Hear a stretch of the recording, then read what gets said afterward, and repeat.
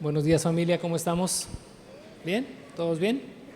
Qué gusto vernos otro domingo más y de alguna manera al estar juntos adorando, juntos recibiendo la palabra, bueno, tiene su plus a diferencia de cuando lo hacemos de forma individual, así que bienvenidos todos y cada uno de ustedes. Vamos a continuar hoy con nuestro estudio de la primera carta de Pablo a los Corintios.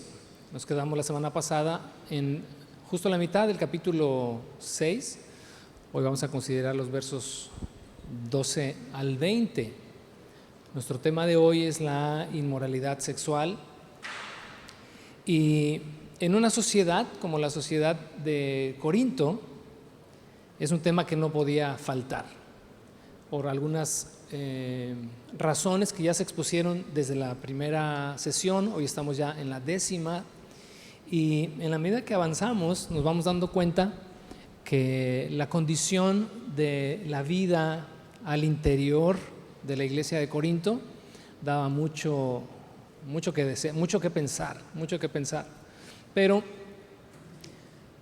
muchas de estas cosas o de estas prácticas que la iglesia de Corinto desarrollaba tenían que ver con su contexto cultural, su contexto social, su contexto también en cuanto a su manera de pensar, su manera de ver la vida, y cosas que habían traído como prácticas que en teoría debieron ser prácticas antes de su relación con Dios a través de Jesús, pues las seguían practicando. Esta no va a escapar, obviamente, y creo que el tema siempre vendrá muy ad hoc, ¿verdad?, al tiempo que nosotros vivimos. Vivimos en un tiempo muy particular y creo que son obvias las razones para poder relacionar muchas de las cosas que se van a desarrollar en este capítulo con la condición que vivimos actualmente como sociedad. La problemática en Corinto era una problemática muy particular y muy específica. Digo, hay muchas cosas que hemos revisado y muchas otras que revisaremos a lo largo de los meses, pero la que se cita el día de hoy en los versos 12 al 20 es muy particular por causa de que en la iglesia de Corinto se está practicando las relaciones íntimas con prostitutas. Y desde ese plano, pues, tal vez todos aquí, y quisiera suponer que todos aquí diríamos, bueno, pues danos información a manera de historia, ¿no?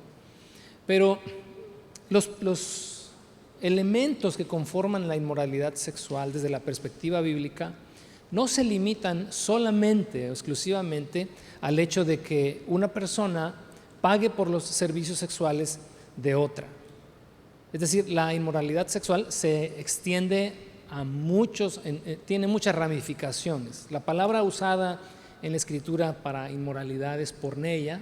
El término creo que por demás nos da a entender o nos deja entrever de qué se trata, pero alude a cualquier acto inmoral que una persona realiza. Puede llamarse esto fornicación, puede llamarse adulterio, puede esto llamarse sensualidad, puede referirse a lo que hablamos obscenamente, a lo que oímos, a lo que vemos, o puede también referirse a el toque que hay entre personas que, aunque no tengan un acto propiamente íntimo y consumado, sí se extiende a caricias, etc. Hay muchas cosas que la inmoralidad sexual abarca, y obviamente el tema de hoy lo vamos a desarrollar a partir de entender que inmoralidad sexual abarca muchas más cosas que la problemática señalada acá en la iglesia de Corinto, porque si lo limitamos solamente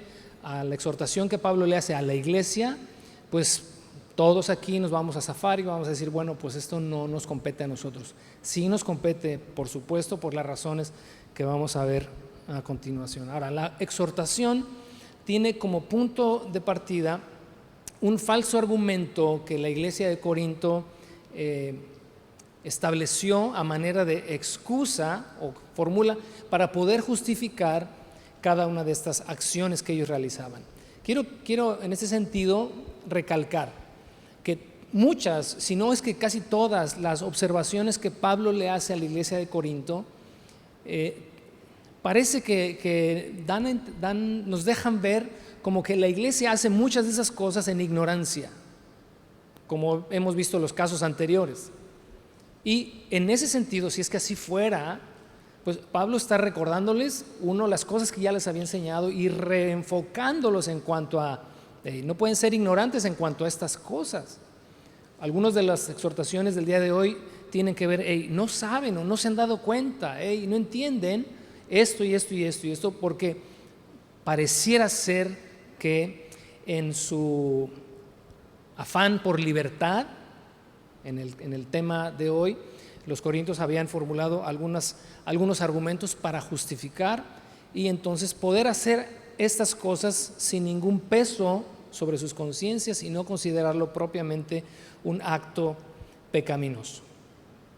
Dicho esto, y antes de comenzar, cada uno de nosotros hoy tendremos que hacer las consideraciones necesarias para indagar en nuestros corazones o en nuestras mentes, si no es que también hemos levantado algunas argumentaciones dentro de nosotros para justificar algunos actos de inmoralidad sexual.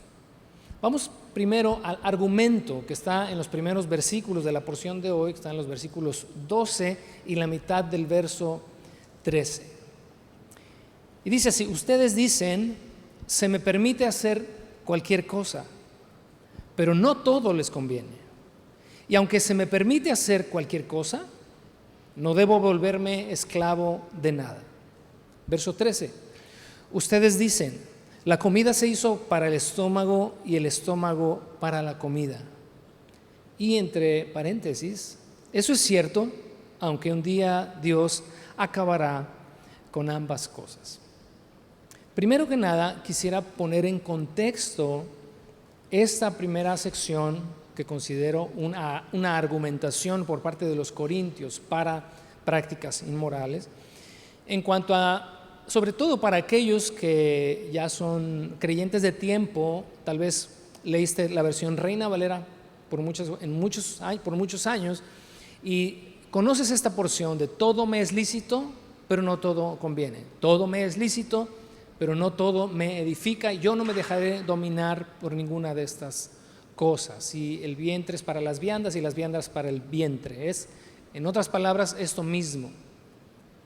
Erróneamente o equivocadamente se ha tomado o se ha descontextualizado esta expresión como si fueran atribuidas a Pablo, en cuanto a que Pablo mismo está diciendo todo es lícito, todo nos es permitido. Simplemente hay algunas cosas a las que no te debes esclavizar y hay algunas otras de las que no te debes dejar dominar, porque no todo es provechoso. Si el todo me es lícito fuera una expresión paulina, entonces significa que si es lícito o que si está permitido, entonces es bueno o no. Bueno, la Nueva Traducción Viviente de alguna manera nos ayuda para entender que es una especie de diálogo entre el pensamiento de los corintios y algunas afirmaciones que hace Pablo, y las pone así entre comillas y añade el ustedes dicen. Así es como comienza el verso 12. Esta aclaración la estoy haciendo para quienes son reinavalerianos de tiempo y que hemos mal usado muchas veces esto y hemos de repente navegado con esta bandera inocentemente, por supuesto, de todo me es lícito, simplemente que no todo conviene, en ningún sentido. No todo es lícito, pero hay un enfoque aquí en esta argumentación que es el que quiero darte. Y en este sentido, ¿verdad?, de que no es una frase atribuida al apóstol Pablo. Esta expresión de todo me es lícito, pero no todo conviene, Pablo lo utiliza solamente 2 veces en todos sus escritos. La segunda vez que lo utiliza está en el capítulo 10, en el verso 23 y 24. En algún momento, meses más, llegaremos al capítulo 10 y haremos en su momento las observaciones pertinentes a esta expresión con mucho más detalle. Pero aparecen acá, incrustadas en un tema relacionado con la inmoralidad sexual. En el verso 23 y 24 del capítulo 10 dice lo siguiente: ustedes dicen, y nuevamente añade la Nueva Traducción Viviente, esta reafirma que es algo que los corintios dicen o expresan, se me permite hacer cualquier cosa, Pero no todo les conviene, dice Pablo.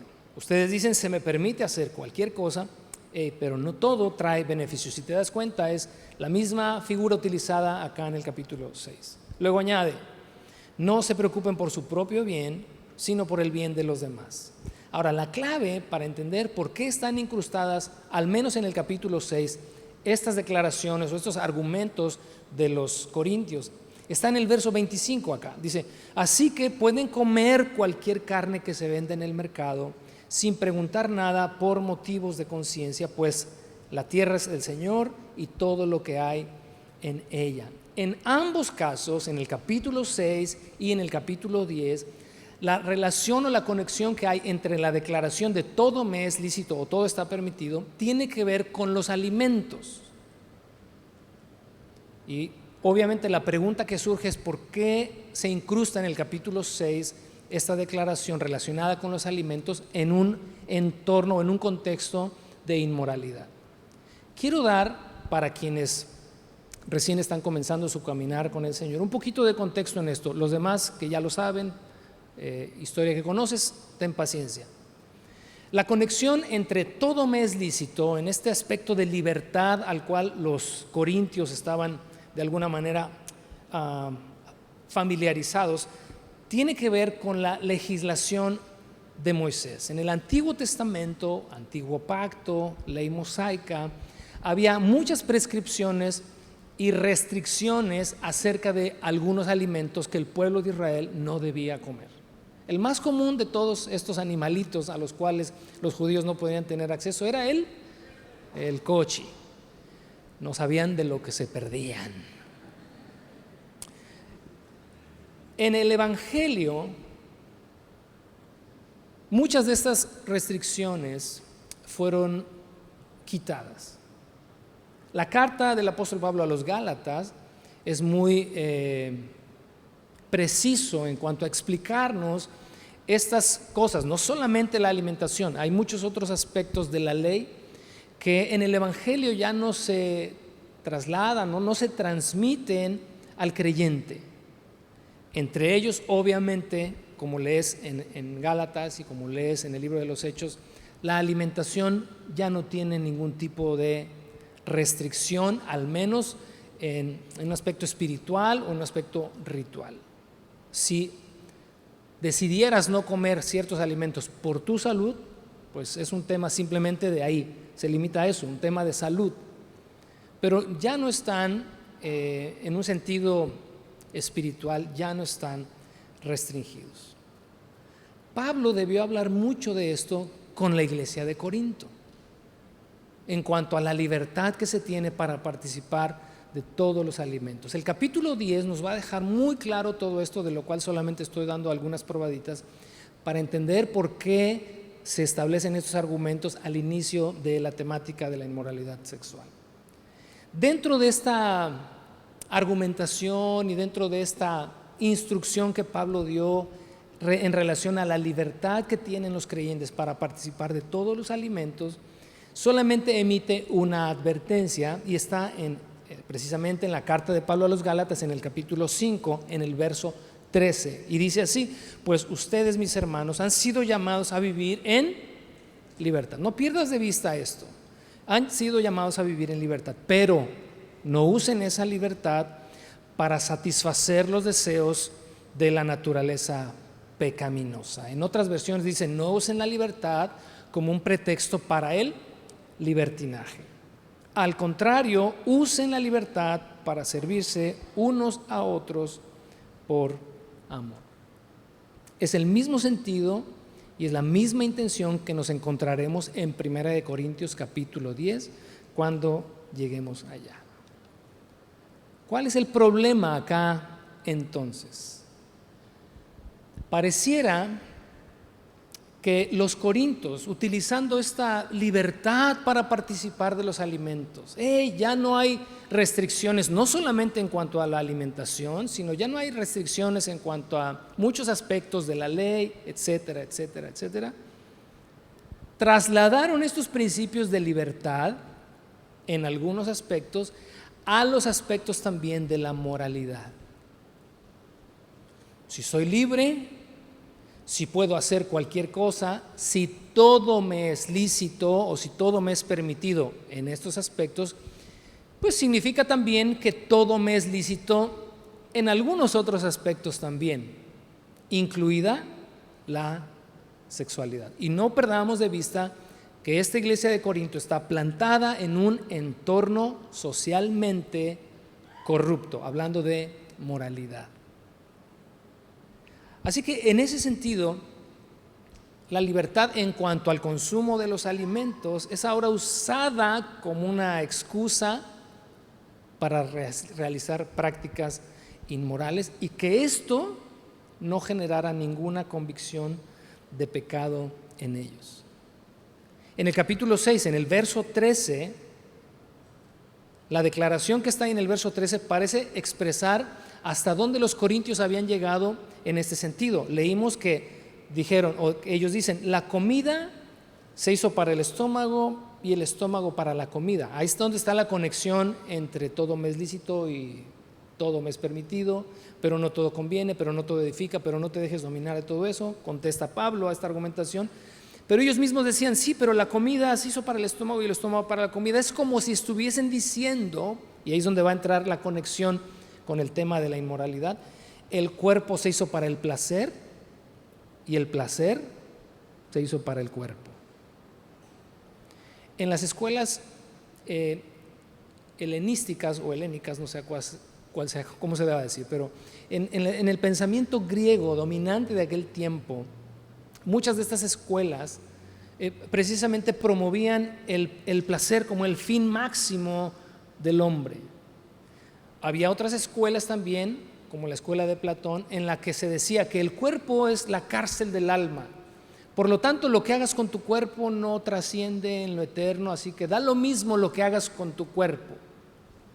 Pensamientos como estos que son traídos o que fueron traídos por los corintios a su vida de fe, les daban a ellos esta licencia como para ser ligeros y livianos en cuanto a la moralidad, practicar algunas cosas como las descritas en la porción de hoy y no sentir ningún peso o ningún cargo de conciencia en ese sentido.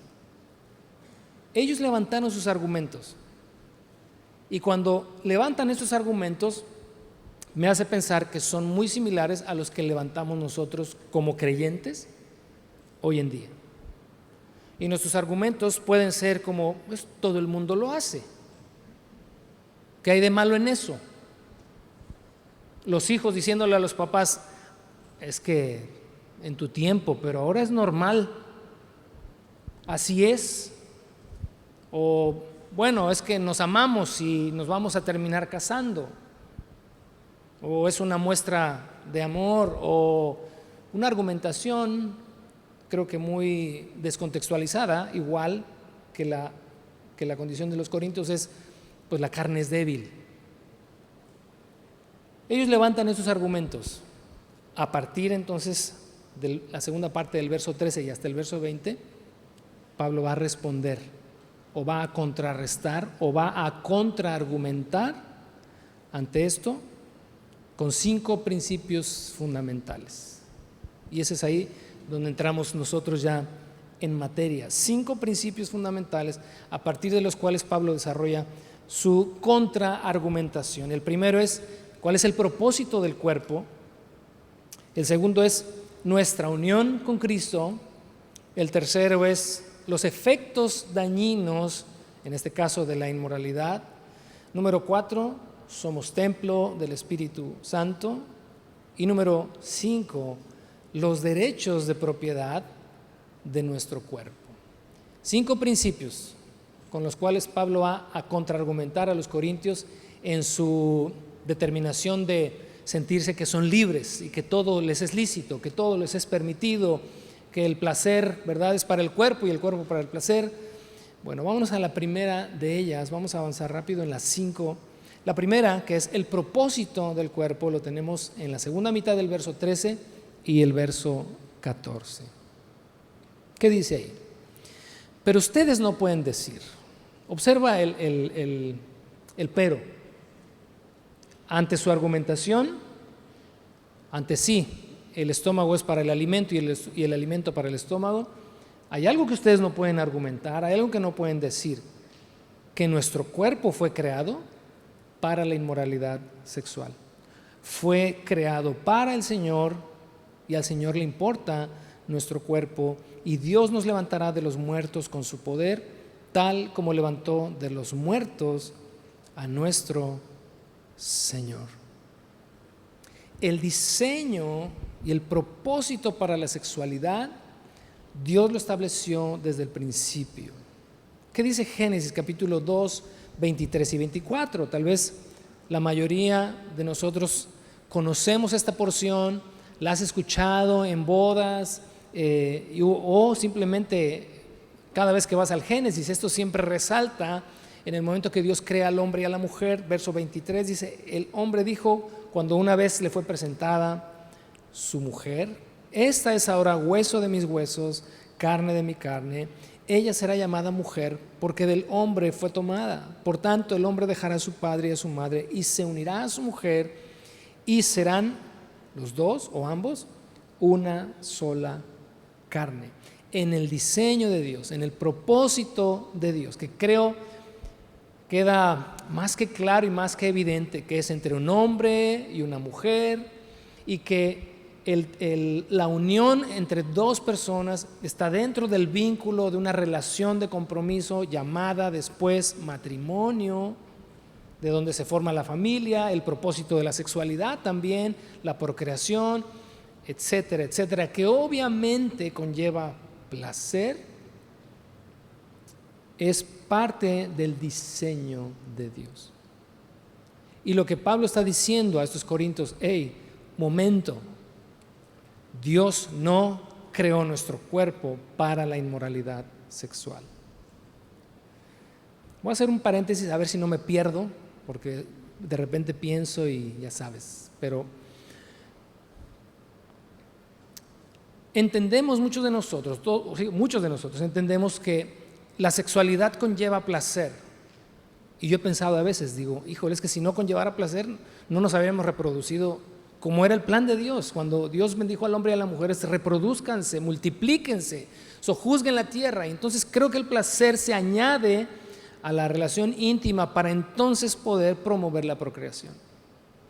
Pero la sexualidad esencialmente, aunque conlleve placer, tiene un propósito principal, y es la procreación. Cuando dos personas se unen íntimamente, todo el cuerpo está trabajando y funcionando para procrear. Digo, no hace falta dar ningún tipo de detalles, pero creo que todos entendemos que todo se conforma y se adecua para eso. Y esa es la razón por la que también cuando pasa el tiempo, pasan los años, llegas a cierta edad, las relaciones íntimas son cada vez menores, porque ya no está el cuerpo en este deseo de continuar reproduciéndose a sí mismo. Cierro el paréntesis. Es cierto, conlleva el placer, pero no es el fin, ni el primero ni el último.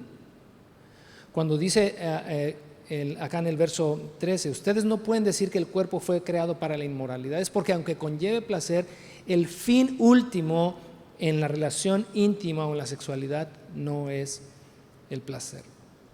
Tiene que ver con, como en el principio, serán los dos una sola carne, con esta finalidad de la que también se detalla ahí en el libro de Génesis. Por otro lado, somos una unidad intrínseca, nuestro ser, espíritu, alma y cuerpo. Y aunque en el pensamiento de los corintios pudiera estar esta separación de, bueno, lo que hagas con el cuerpo no es tan importante, al fin y al cabo el cuerpo va a volver al polvo, ya nos dijo Pablo, ahí acaba todo. Muchas de las escuelas, como te decía, las escuelas platónicas, apelaban a eso: el cuerpo se va al polvo otra vez, entonces lo que hagas con él mientras vivas no tiene ninguna relevancia. Para Dios sí lo tiene.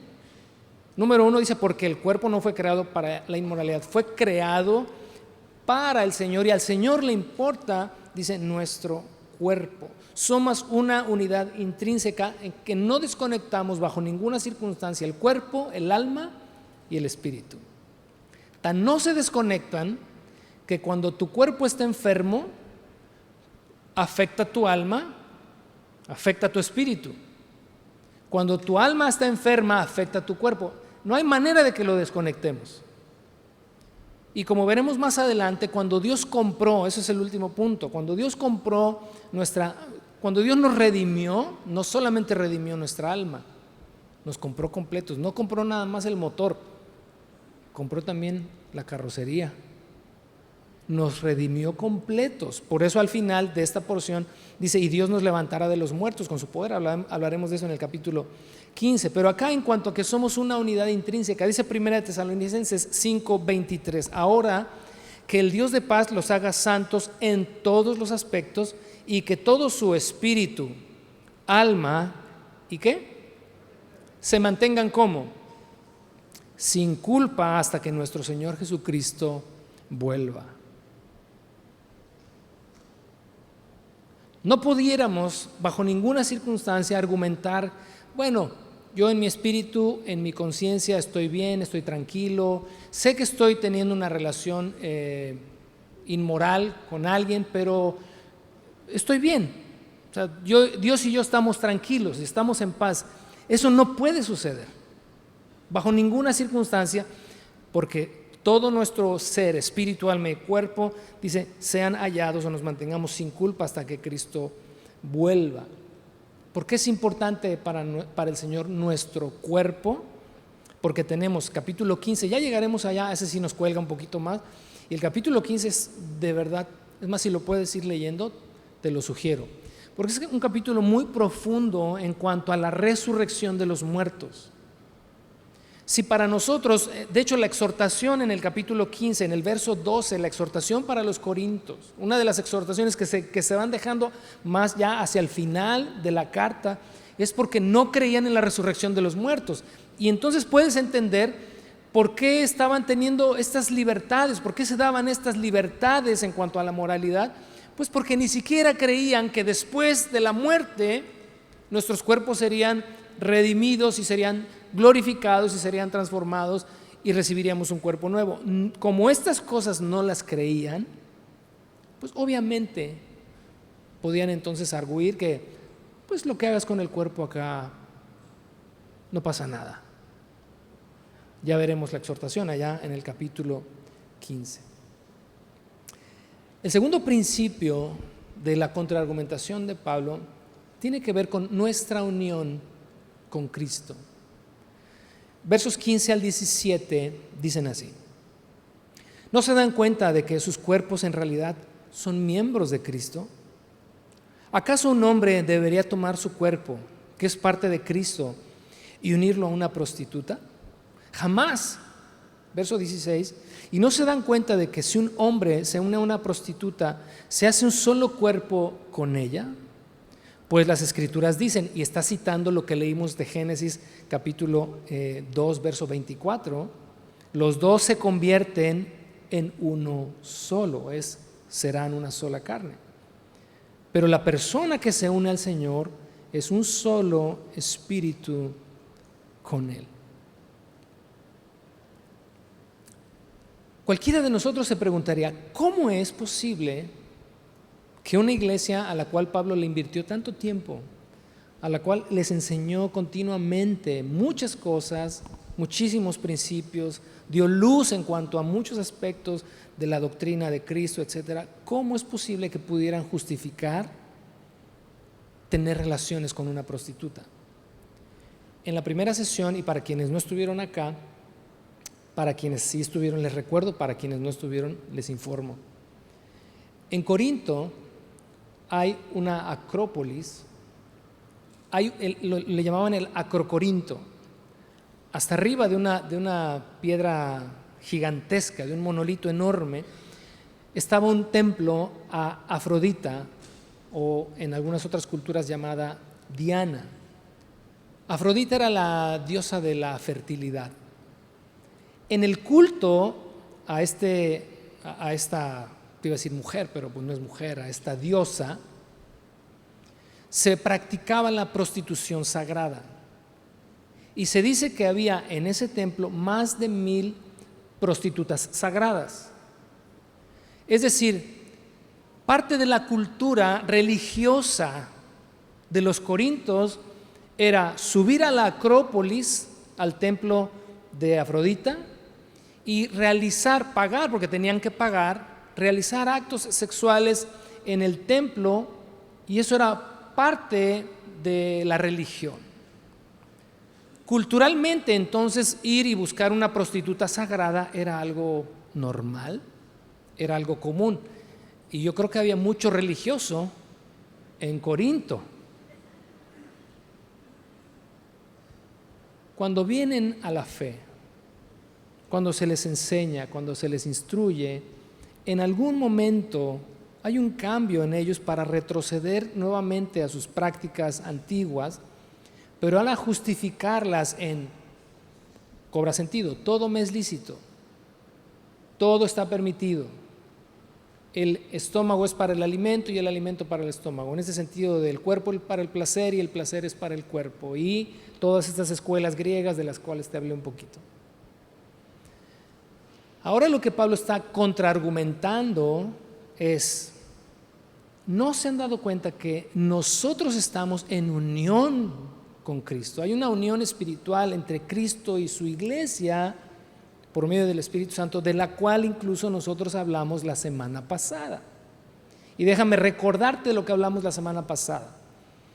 Cuando Pablo dijo, ¿cómo es posible que haya pleitos entre ustedes, demandas legales entre ustedes? ¿Que no saben que juzgaremos al mundo? Y luego añade, ¿que no saben que juzgaremos a los ángeles? ¿Y cómo es posible que no puedan ustedes juzgar en aspectos triviales de la vida cotidiana? Cuando oímos eso, les refería también, ¿cómo es que estamos unidos a Cristo y cómo es que juzgaremos en Cristo al mundo y a los ángeles caídos? No se nos va a dar, te repito, un tribunal para que tú y yo estemos ahí mandando a la gente al infierno, en ningún sentido, porque el único que juzga, ¿quién es? Es Jesús. Pero te hablaba de esta unidad entre Cristo y su iglesia en el sentido de que en esta frase que también estuvo ahí la semana pasada, que vuelve a estar ahí y espero que en este punto espero que todos la tengamos bien tatuada. Cristo está donde está la iglesia y la iglesia está donde está Cristo. ¿Recuerdas? Leímos el pasaje en Efesios la semana pasada donde dice que nosotros estamos sentados juntamente con Cristo en los lugares celestiales. Pero la realidad es que estamos sentados aquí, Avenida Reforma, entre quién sabe qué, aquí estamos. Pero ¿qué es lo que Pablo está expresando ahí? Que debido a la unión que tenemos con el Señor por medio de su Espíritu Santo, la iglesia está entonces donde Cristo está sentado a la diestra de Dios, pero que también nosotros como la expresión del cuerpo de Cristo, por eso somos llamados el cuerpo de Cristo y que Él es nuestra cabeza, estamos unidos a Él, entonces donde está la iglesia, Cristo está también. Cuando lo llevamos al plano de, wow, eso suena increíble, que donde yo voy, Cristo va, y que donde Cristo está, yo estoy, y que soy coheredero juntamente con Cristo, y que Dios nos ha dado todas las promesas y todas las riquezas que le ha heredado al Hijo, también nos las ha dado a nosotros porque estamos unidos a Él. Suena muy bien, pero cuando lo traes al terreno de lo moral, ya no suena tan bonito. Ya no suena tan bonito porque significa entonces que donde quiera que yo voy, que no debo ir, que donde quiera que hago, que no debo hacer, que lo que quiera que veo, que no debo ver, que donde quiera que toco, que no debo tocar, Cristo está conmigo también. Y ese es entonces lo que Pablo exclama en cuanto a, ¿acaso, dice ahí la segunda mitad del verso 15, un hombre debería tomar su cuerpo, que es parte de Cristo, y unirlo a una prostituta? Jamás. Volviendo a lo que te mencionaba hace un rato, la inmoralidad aquí señalada es esta: alguien que subía a Corinto y se unía con una prostituta. Pero la inmoralidad abarca todas las cosas que mencionamos hace un momento y más. Cuando nosotros comenzamos a ser conscientes de esto y que en realidad el Espíritu Santo trae a nuestra vida la convicción de las implicaciones de estar unidos al Señor, debería provocar en nosotros esto que, híjole, tal vez suene muy espiritifláutico, pero no lo es. Este celo santo por cuidar lo que hacemos, cuidar lo que vemos, cuidar lo que tocamos, cuidar lo que somos. Si mi cuerpo está unido a Cristo, pues también lo están mis ojos, también lo están mis manos, también lo están mis oídos. Mi ser completo está unido a Él. El tercer principio de la contraargumentación son los efectos dañinos que la inmoralidad sexual tiene sobre una persona. Eso en el verso 18. Y el verso 18 dice: huyan del pecado sexual. Ningún otro pecado, y esto habría que subrayarlo, encerrarlo ahí, ponerlo en amarillo, ningún otro. Porque si Pablo y la Escritura dicen que ningún otro, ¿qué crees que significa? Que ningún otro. Ningún otro afecta tanto al cuerpo como este, porque la inmoralidad sexual es un pecado contra el propio cuerpo. En ese sentido, ningún otro pecado profana tanto el cuerpo como lo hace la inmoralidad. La inmoralidad es en todo sentido destructiva, en cualquiera de sus presentaciones. Ninguno que vive la inmoralidad, que pasa por la inmoralidad, sale bien librado. Nadie. Porque desde la perspectiva bíblica, cualquier otro pecado está fuera del cuerpo. Mentir, matar, robar, cualquiera que tú menciones, dice, pero el que comete inmoralidad sexual está atentando contra sí mismo. Peca, obviamente pecamos contra Dios, dice, pero peca contra sí mismo. Porque a diferencia de las faltas que son externas, la inmoralidad daña la integridad física, emocional y espiritual de una persona. Porque como te dije hace un momento, estamos conectados con nuestro espíritu y con nuestra alma. El daño que nos hacemos no es solamente algo tangible. El daño es emocional, el daño es psicológico, el daño es espiritual. Genera vergüenza, genera culpa, puede generar enfermedades, corrompe nuestra alma, apaga nuestro espíritu y lo peor de todo, tiene la capacidad de atraparnos. Y una vez que atrapa, una vez que extiende sus tentáculos y te agarra, difícilmente puedes librarte de él.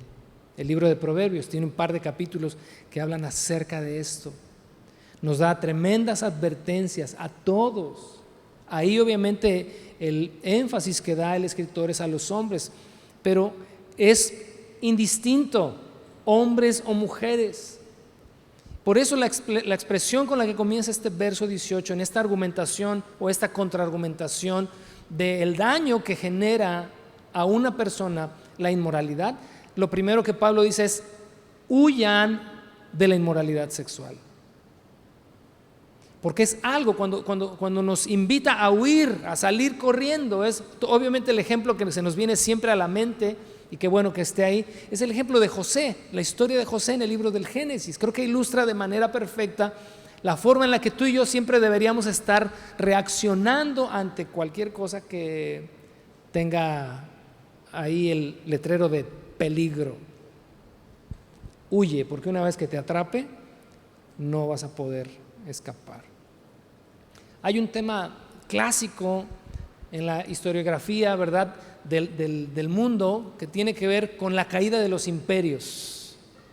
Y la primera vez que lo escuché hace mucho tiempo llamó mi atención cómo hay una conexión entre la decadencia moral de un pueblo, de una nación, de una sociedad o de un imperio, y su caída como imperio, como tal. los valores que llevaron a estas naciones, a estos imperios en el ascenso, la familia, la sexualidad, los valores, es lo que los llevó hacia arriba. Cuando se relaja una sociedad en este sentido, esa sociedad eventualmente cae. Y quiero entonces, me hago la pregunta, si la inmoralidad puede hacer esto con una nación, ¿qué no puede hacer con un individuo? ¿Qué no puede hacer con nosotros? Nos puede llevar a pérdidas irreparables, a pérdidas muy lamentables. Vamos al cuarto principio en la contraargumentación de Pablo ante los corintios, y es que somos templos del Espíritu Santo. Verso 19, la primera parte, comienza con un ¿no se dan cuenta? ¿No se dan cuenta de que su cuerpo es el templo del Espíritu Santo, quien vive en ustedes y les fue dado por Dios? Dijimos ya que nuestra unión con Cristo se da a través de un vínculo que el Espíritu Santo provee. Porque tal vez tú dices, ¿cómo es que estoy unido a Cristo? Si Cristo está sentado a la diestra de Dios y yo estoy aquí. Hay algo en Él que nos es dado y que nos es compartido. Por eso estamos unidos a Él, su Espíritu Santo. Una persona que no tiene el Espíritu Santo en él no puede decir bajo ninguna circunstancia que está unido al Señor. El único que establece esta unión espiritual entre Cristo, entre Dios y nosotros es el Espíritu Santo. Y dice la Escritura, Jesús habló mucho acerca de esto en los evangelios. Antes de ir a la cruz mencionó una y otra vez, yo me voy, pero no los dejo solos. Les enviaré al Espíritu Santo, el cual estará con ustedes y en ustedes, etcétera, etcétera. Y tú puedes leer los últimos capítulos del Evangelio de Juan, y es esta promesa que los creyentes recibimos cuando en el libro de los Hechos, el apóstol Pedro, después de esta primera predicación en la cual muchas personas creyeron en Cristo, se compungieron y dijeron, varones, ¿qué haremos? Y entonces Pedro les dijo, arrepiéntanse, bautícense cada uno de ustedes en el nombre de Jesucristo y recibirán el don del Espíritu Santo, porque esta promesa, dice, es para ustedes y para sus hijos y para todos aquellos a los que el Señor nuestro Dios llame. Somos receptores del Espíritu Santo, por lo tanto nos convertimos en templo del Espíritu de Dios. Ahora, en la legislación de Moisés, cuando se levantó el tabernáculo, cuando Dios dio instrucciones específicas y claras en cuanto a este espacio, este lugar en el cual Dios haría morar su presencia, las restricciones eran pero muy estrictas. El acceso al tabernáculo estaba restringido, estaba limitado. Había muchas cosas que el pueblo y los sacerdotes tenían que hacer, los levitas tenían que desarrollar, porque se convertía desde el momento en el que se levantaba y Dios descendía, se convertía en un lugar santo. Esa misma imagen se traslada cuando Moisés está delante de la zarza ardiendo y se pregunta y se acerca, y lo primero que escucha de parte de Dios es: quita tus sandalias, porque el lugar que estás pisando es santo. Yo estoy ahí. Si trasladamos estas mismas ideas, estas mismas figuras al hecho de que a partir de esta era de gracia en la que vivimos, ahora los creyentes somos el templo del Espíritu Santo, tendríamos entonces que ser muy celosos de este que es el templo del Espíritu, de nuestro cuerpo, en cuanto a la moralidad. Tú y yo nos convertimos en templos vivientes una vez que el Espíritu Santo decide hacer morada en nosotros. Por eso es que Pablo acá en el verso 18 dice: hey, ¿no se dan cuenta? Y todavía tiene en la mente como el no lo puedo creer. Digo, esto yo estoy asumiendo, ¿verdad? No puedo creer, ya les he explicado, ya les he dicho estas cosas anteriormente. ¿Cómo van y se meten con una prostituta, con una ramera? No entienden que son templo del Espíritu Santo. Y el adjetivo en el nombre que se le da al Espíritu de Dios es precisamente la santidad, lo que lo define, lo que lo lo que lo describe. Si Él es santo, por lo tanto, esta morada tendría que ser también santa, consagrada, dedicada. Cuando estaba reflexionando en esto, me hice una pregunta. ¿Necesitaremos, algunos de nosotros, el azote del Señor como cuando purificó el templo allá en Jerusalén? Sacando a los cambistas, ¿recuerdas esta escena, no? Diciendo, quiten esto de aquí y no hagan de la casa de mi padre una casa de mercado. Y dice que expulsó a todos los comerciantes que estaban ahí en el templo.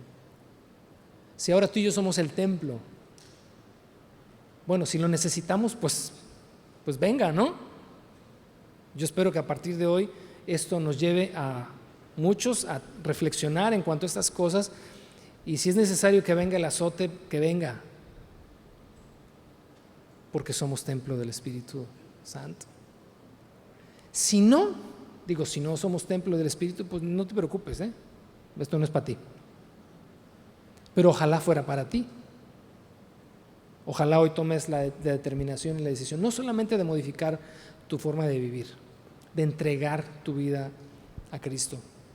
Así que a partir de esto creo que crecer en santidad tendría que ser nuestro objetivo, uno de nuestros objetivos. Vamos a la quinto y último principio de la contraargumentación de Pablo, y es en cuanto a los derechos de propiedad.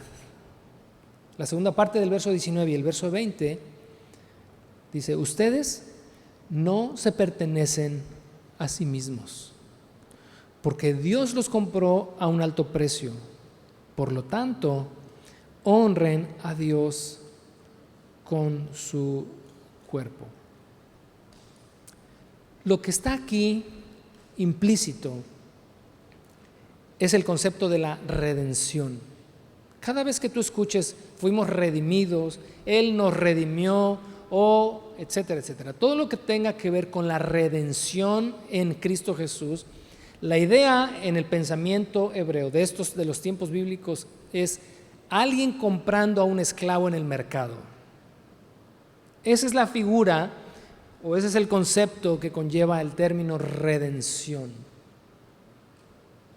Alguien que va al mercado de esclavos y compra uno para sí, y pasa a ser de su propiedad.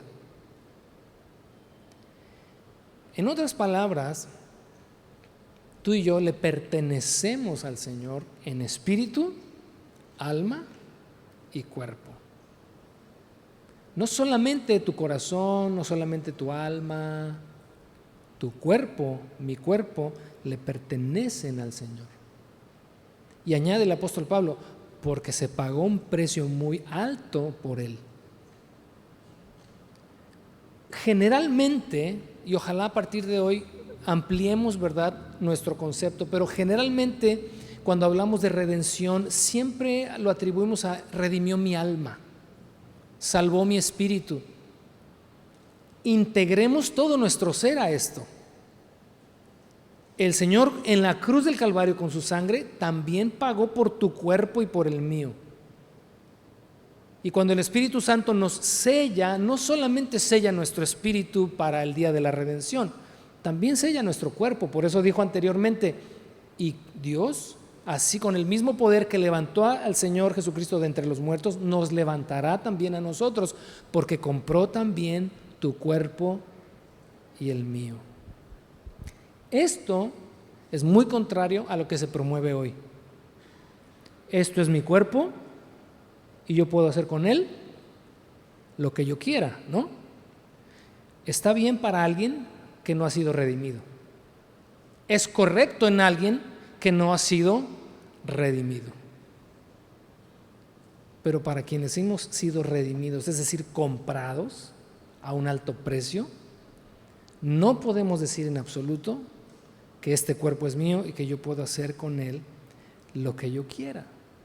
No tenemos ningún derecho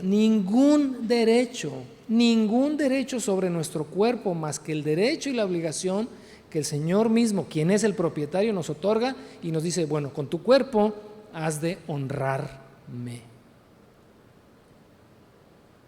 Por eso, volviendo a leer esta porción, ustedes no se pertenecen a sí mismos porque Dios los compró a un alto precio, por lo tanto honren a Dios con su cuerpo. Qué hermoso sería que cada vez que veas tus manos con las que tocas, que te veas al espejo y veas tus propios ojos con los que ves, tus oídos, todo tu ser, consideres, no son míos. Y no solamente no son míos, están unidos al Señor. No puedo llevarlos, no puedo exponerlos a algo porque entonces llevo y expongo también al Señor que está conmigo. Terminamos con esto. Nuestro deber,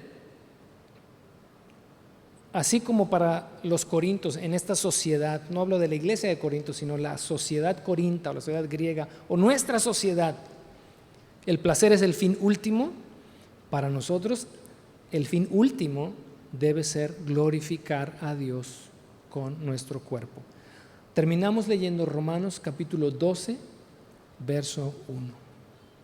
¿Te parece si lo leemos juntos? Por lo tanto, amados hermanos, les ruego que entreguen su cuerpo a Dios por todo lo que Él ha hecho a favor de ustedes, que sea un sacrificio vivo y santo, la clase de sacrificio que a Él le agrada. Esa es la verdadera forma de adorar. Entreguen su cuerpo. No importa que no diga que no entregues el espíritu y el alma. Si entregas el cuerpo está unido, intrínsecamente unido al alma y al espíritu, es entregar todo tu ser. Y cuando la Biblia te diga entrega tu corazón, intrínsecamente unido también está a tu cuerpo. Entonces, cada vez que se haga la Escritura referencia a cualquier parte de nuestro ser, apela a nuestro ser completo. Así que no glorifiquemos al Señor solamente con alguna parte de nuestro ser, sino con todo nuestro ser. Inclina tu rostro ahí donde estás y vamos a orar.